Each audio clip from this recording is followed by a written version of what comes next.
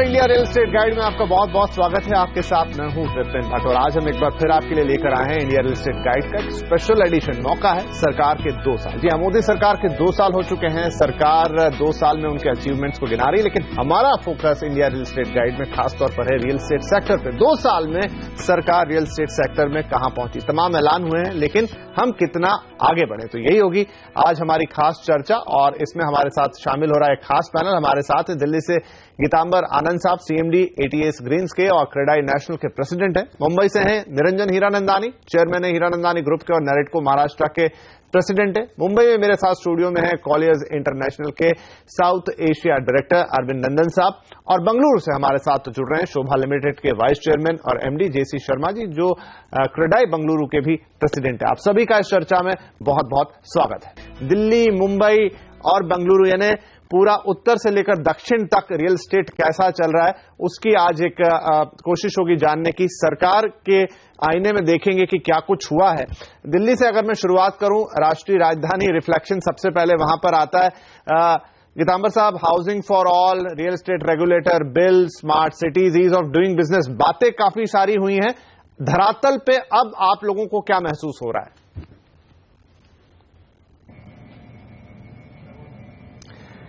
विपिन, देखिए, सबसे बढ़िया बात यह है कि इस सरकार ने वास्तव में उन मुश्किलों को पहचाना जो हम लोग इतने साल से सामना कर रहे थे, जिनका जैसे मॉडल बिल्डिंग बायलॉज अनाउंस किए, रेगुलेटर बिल कस्टमर के लिए अनाउंस किया। जो इंटेंशन है बहुत ही अग्रेसिव है, अच्छी है। सरकार ने यह भी पहचाना कि अगर रियल एस्टेट चलेगी, अच्छा चलेगा कंस्ट्रक्शन सेक्टर और रियल एस्टेट सेक्टर, तो नौकरियां बनेंगी, मैन्युफैक्चरिंग बढ़ेगी, जीडीपी को बहुत सा कंट्रीब्यूशन मिलेगा।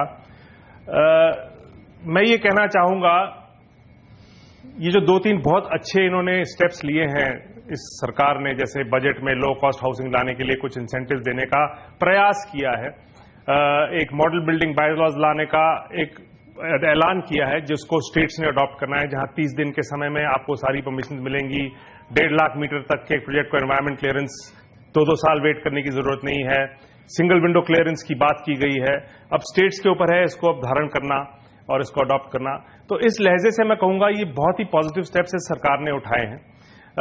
प्रैक्टिकली कुछ इश्यूज हैं जो कि हम एज एन एसोसिएशन सरकार को सेंसिटाइज कर रहे हैं कि आपने ये जो बनाया है ये बहुत बढ़िया है, लेकिन इसमें ये 2-3 मुद्दे ऐसे हैं जो कि अभी भी एक ध्यान मांग रहे हैं। जैसे रेरा है, हम बहुत खुश है रेरा आया है, लेकिन रेरा में आपने सैंक्शनिंग अथॉरिटी को नहीं रखा जिसने आपको सीवर, बिजली, पानी की कनेक्शन देनी है, ओसी देना है, कंप्लीशन सर्टिफिकेट देना है। तो ये इसको आपको रेरा में लाना चाहिए। ये सारी हमारे मुद्दे हैं जो हम सरकार के पास बार बार लेके जा रहे हैं और सरकार इन बातों को अप्रिशिएट कर रही है, समझ रही है। जी, बात कहने की ये है, और किसी ने लिखा भी था अखबार में, इकोनॉमिक टाइम्स में, कि ये जो जहाज है इसको अगर आप एकदम से घुमा के टर्न करने की कोशिश करेंगे, एक दिशा में जा रहा है, लेकिन एकदम से अगर आप इसको सही दिशा में घुमा के लेके आएंगे, एकदम से घुमाएंगे तो जहाज को उलटने का खतरा रहता है। वो धीरे से आपको पूरा सर्कल गोल घूम के आना पड़ेगा, उसके लिए थोड़ा वक्त लगता है। तो मेरी और हमारे एसोसिएशन के मोस्ट जो सीरियस प्लेयर हैं उनकी ये समझ है, मानना है कि हम सही दिशा में मुड़ रहे हैं, सरकार सही दिशा में मुड़ रही है, और आने वाले जो 3 साल हैं वो रियल एस्टेट के लिए बहुत ही बढ़िया होंगे, क्योंकि ये बात आप मानने वाली है, समझने वाली है कि नई जमीन नहीं बन रही, कोई नई जमीन बिल्कुल। तो अब एक नब्ज में ले लेता हूं, दिल्ली की बात हुई, नब्ज में थोड़ी टटोलने की कोशिश करता हूं मुंबई से। निरंजन जी बड़ी बेबाक राय रखते हैं अपनी। सर, जितनी बातें गीतांबर आनंद साहब ने कही, पॉजिटिव उसमें काफी सारा, और ये भी है कि 3 साल आगे हमें देखना होगा। लेकिन जो मैंने कहा ईज ऑफ डूइंग बिजनेस, जो एक सबसे बड़ा फैक्टर था, चाहे वो खरीदार के पॉइंट ऑफ व्यू से बात करें, चाहे डेवलपर के, क्योंकि अल्टीमेटली जो एंड इफेक्ट है वो खरीदार के ऊपर ही आता है, उसमें किस हद तक अब पहले से मामला बदला है, बात बदली है?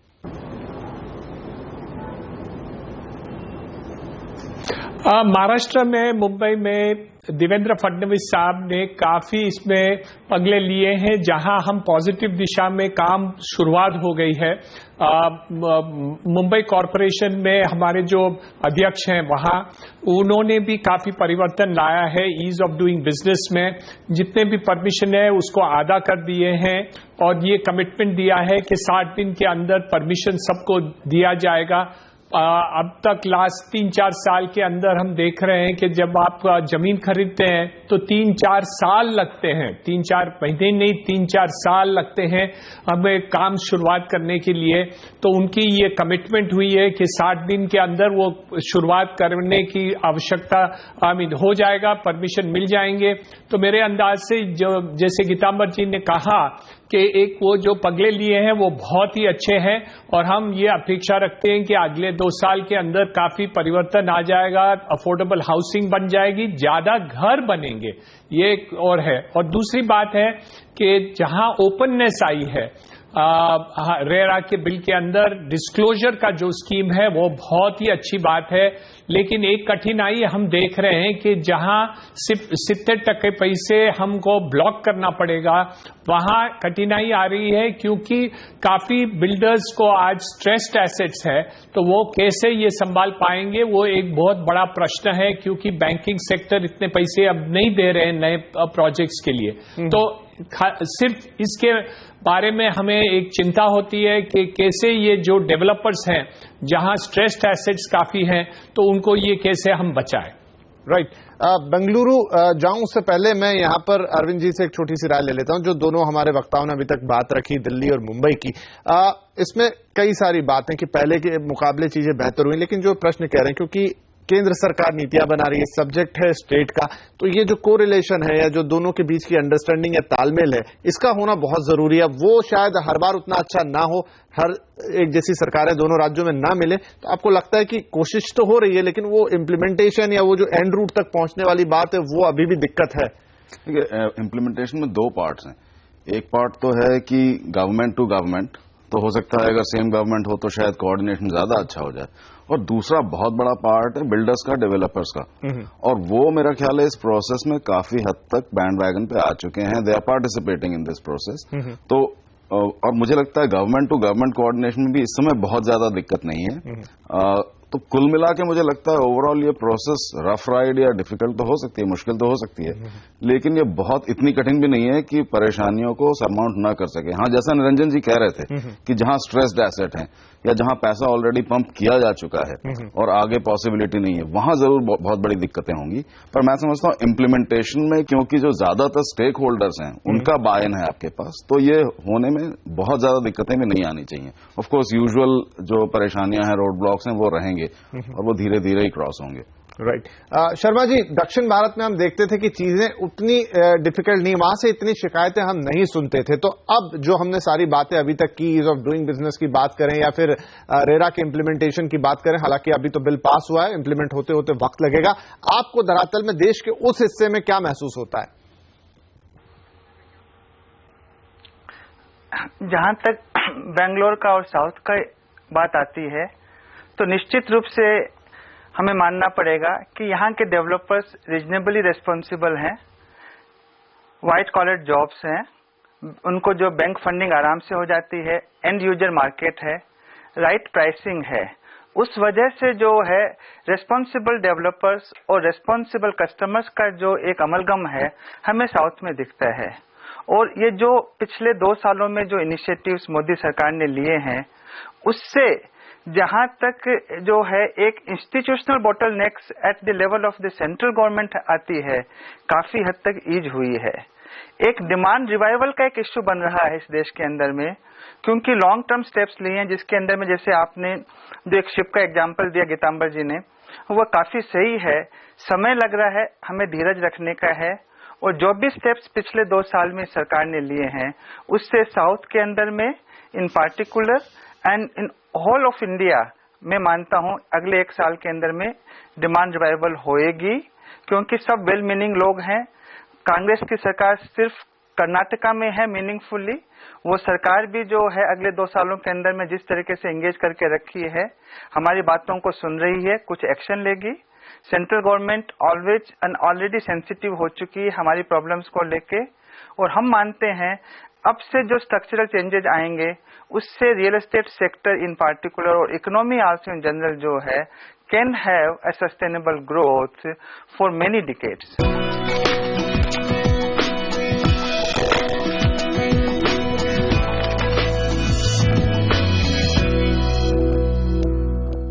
शर्मा जी, चलिए आप इसे एक अगला जो मुख्य मुद्दा है, बिंदु है, हाउसिंग फॉर ऑल की बात इस सरकार ने आते ही साथ कही थी। 2022 तक सबको घर देने की बात है, तो काफी अनाउंसमेंट इसको लेकर सुने हमने, काफी स्कीम्स भी आते हुए देखी, चाहे रूरल लेवल पे हो चाहे अर्बन लेवल पे हो। लेकिन क्या लगता है कि हाउसिंग फॉर ऑल का जो ड्रीम है 2022 तक हर परिवार को एक घर, ये पूरा होने के दिशा में बढ़ रहा है या फिर थोड़ा जैसे कहें कि एक योजना जैसी ज्यादा साउंड कर रही है? सरकार ने तो जो है एक रोड मैप हमारे लिए तैयार कर दिया है। अब चूंकि हम फोकस नहीं कर पा रहे हैं इन चीजों पर, उस वजह से हम सरकार को दोष नहीं दे सकते।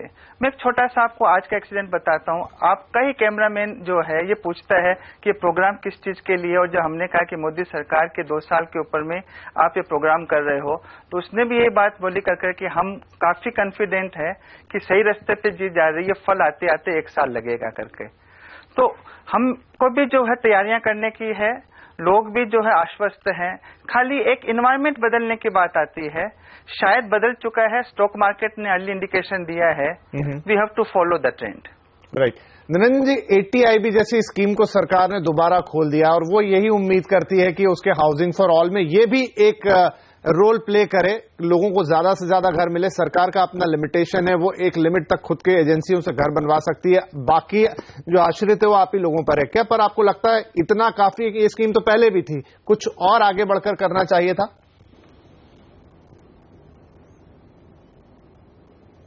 नहीं, मेरे अंदाज से क्रांति करने के लिए एक शब्द के ऊपर ये कुछ काम नहीं हो सकता, लेकिन जो एक साथ में हर एक मुद्दा वो ले चुके हैं वहां उससे ये क्रांति हो सकती है। तो मेरे अंदाज से जो ATIB का जो इन्होंने बेनिफिट दी अफोर्डेबल हाउसिंग के लिए 30 मीटर और 30 चौरस मीटर या 60 स्क्वायर चौरस मीटर के बारे में जो उन्होंने दी है, मेरे अंदाज से ये बहुत लाभदायक है उस क्षेत्र के लिए। लेकिन ओवरऑल आप इकोनॉमी देखें तो availability of land, affordability of land, transport, communication, taxability जो है, स्टैंप ड्यूटी, ओवरऑल आप देखिए अफोर्डेबल हाउसिंग के ऊपर टोटल आप मुद्दा कैलकुलेट करेंगे तो लगभग 31 से और 33% टैक्स लग जाता है। स्टैंप ड्यूटी, डेवलपमेंट चार्ज वगैरह वगैरह, आप वैट, ये सब आप गिनती करेंगे तो मेरे अंदाज से लगभग 31 to 33% अफोर्डेबल हाउसिंग का कॉस्ट जो है वो टैक्सेस में चले जाते। तो ये सब जो रेवोल्यूशन हमें लाना है तो इसके ऊपर भी परिवर्तन करने की आवश्यकता है। तो यस, एक स्टेप उन्होंने लिया है, 2 स्टेप लिया है, तीसरा स्टेप ले रहे हैं, तो मेरे अंदाज से काफी स्टेप्स बाकी हैं ये सब पूर्ण करने के लिए, लेकिन उनका लक्ष्य है अफोर्डेबल हाउसिंग में, इसलिए यह हम उम्मीद कर सकते हैं कि ये वो कर सकेंगे। जी अरविंद सर, आपने ATIB दे दिया, कुछ और छोटी मोटी स्कीम्स आपने घर खरीदार को थोड़ा राहत दे दिया अगर सस्ता मकान लेने जा रहा है, लेकिन जिस लक्ष्य को लेकर चल रहे हैं कि 2022 तक पूरे देश में हर परिवार के पास अपना घर, उसके लिए क्या क्रांतिकारी कदम उठाने पड़ेंगे? क्योंकि इन स्टेप से लगता नहीं कि वो लक्ष्य पूरा हो पाएगा। देखिए, हम तो कई दफे इस पे चर्चा करते रहे हैं और क्रांतिकारी कदम से ही ये सॉल्व हो सकता है। और मैं हमेशा एक बात की बहुत ज्यादा वकालत करता हूं और वो है, आप सिर्फ रियल एस्टेट, सिर्फ लैंड या सिर्फ 1-2 एस्पेक्ट पे फोकस करके इस समस्या को आप नहीं सुलझा सकते। आज सामान्य तौर पर भी हिसाब लगाएं तो मुंबई की डेंसिटी 75,000 पर स्क्वायर किलोमीटर से ज्यादा है, सिर्फ हैबिटेबल एरियाज को देखें, और आप बढ़ाते जाएंगे इसको तो अफोर्डेबल बन नहीं पाएगा क्योंकि लैंड पे प्रेशर इतना है। आप चाहे ATIB दें या कोई और एग्जेम्पशन दें या सब कुछ माफ कर दें तो भी वो रॉ मटेरियल यानी कि लैंड की कॉस्ट इतनी ज्यादा हो जाएगी कि बनाना मुश्किल है। राइट। तो इसको स्प्रेड आउट करना जरूरी है, सेकेंडरी इंडस्ट्री को पुश करके और साथ में नए अर्बन सेंटर्स को डेवलप करके इनसे प्रेशर रिलीव करवा के तब आप हाउसिंग फॉर ऑल और अफोर्डेबल हाउसिंग उसमें बना सकते हैं। राइट। यहां पर गीतांबर जी, आपने भी अपने जवाब में बोला था कि लैंड ऐसी चीज है जो आप नहीं बना सकते, तो लैंड ही एक बड़ा मुद्दा है। अरविंद जी का जवाब सुने चाहे हम निरंजन जी की बात करें, तो लैंड को लेकर क्या सरकार को, क्योंकि लैंड एक्विजिशन बिल भी अटका है, उस पर कोई स्पष्टता नहीं है, सरकार क्या ऐसा करे कि जो रॉ मटेरियल आपका जो बेसिक है, जहां से पूरी कॉस्ट गवर्न हो रही है, वो इस तरह से ड्राइव करे या वो उस तरह से लेकर आए, चाहे केंद्रों राज्यों के साथ मिलकर लेकर आए कि वहां पर आपको रॉ मटेरियल सस्ता मिले और फिर उस पर सस्ता घर बने? इस सरकार की देखिए जो इन्होंने अब स्ट्रैटेजी बनाई है जमीन को सस्ती करने के लिए, वो है कि इंफ्रास्ट्रक्चर पे जोर दीजिए। हाईवेज पे, रोड्स पे, रेलवेज पे करीब 2.25 लाख करोड़ का खर्च इन्होंने इस बजट में ऐलान किया कि हम खर्चेंगे इंफ्रास्ट्रक्चर डेवलपमेंट करने। इसमें क्या होगा कि शहर के बाहर जो शहर हैं, जो छोटे शहर हैं जी, जहां से लोग रोज लोग आ सकते हैं काम करने के लिए, वहां तक रेल पहुंचाई जाए, मेट्रो पहुंचाई जाए, सड़क पहुंचाई जाए, ताकि अगर डेवलपमेंट होनी है तो वहां जाके हो और वहां से रोज अप एंड डाउन किया जा सके। यही नहीं, अभी अरविंद ने जो बात कही वो भी बहुत अहम है। ये जो सेंटर्स हैं सिर्फ इन 7 मेट्रोज में नहीं है, बाकी शहरों में भी इकोनॉमिक सेंटर्स बनाए जा सकते हैं, क्योंकि बहुत इकोनॉमिक हमारे पूरे देश में जगह जगह अलग अलग तरीके की इकोनॉमिक एक्टिविटीज बनाई जा रही हैं, बनती हैं, हमेशा से रही हैं। उनको एक्चुअली और प्रोत्साहन देने की जरूरत है ताकि वहां के लोग वहीं पे नौकरियां पाएं, वहीं पे रहें और हमारे जैसे डेवलपर्स वहां जाके डेवलपमेंट करें। वहां पे जमीन जो है अभी इतनी महंगी नहीं है, आने वाले वक्त में वो भी महंगी हो जाएगी। लेकिन ये 2 चीजें हैं, एक इंफ्रास्ट्रक्चर वहां तक जाने के लिए ताकि वहां के लोग रोज यहां मेट्रोज में आ सकें, और दूसरा वहीं पे एक इकोनॉमिक सेंटर बनाने की, ताकि वहां के लोग वहीं पे काम करें, वहीं पे नौकरी मिले उनको और वहां पे हमारे जैसे प्राइवेट डेवलपर्स जाके डेवलपमेंट करें। लेकिन वहां डेवलपमेंट करने के लिए हमारी जो इंडस्ट्री है उसमें ज्यादा मेंबर्स इतने एक्साइटेड नहीं है, क्योंकि वहां पे बॉटम लाइंस बहुत थिन है। वहां पे जाने के लिए कुछ इंसेंटिव्स देने की जरूरत है। मे बी वहां पे FAR की गेम, FSI की गेम नहीं है। वहां पे लो डेंसिटी डेवलपमेंट ज्यादा इन शहरों में चलती है, हाई राइज नहीं चलता है। तो उसको मद्देनजर रखते हुए, उस बायर की इमोशन को मद्देनजर रखते हुए एक नया कुछ पैकेज करने की जरूरत है, ताकि प्राइवेट सेक्टर वहां जाके भी मकान बनाए।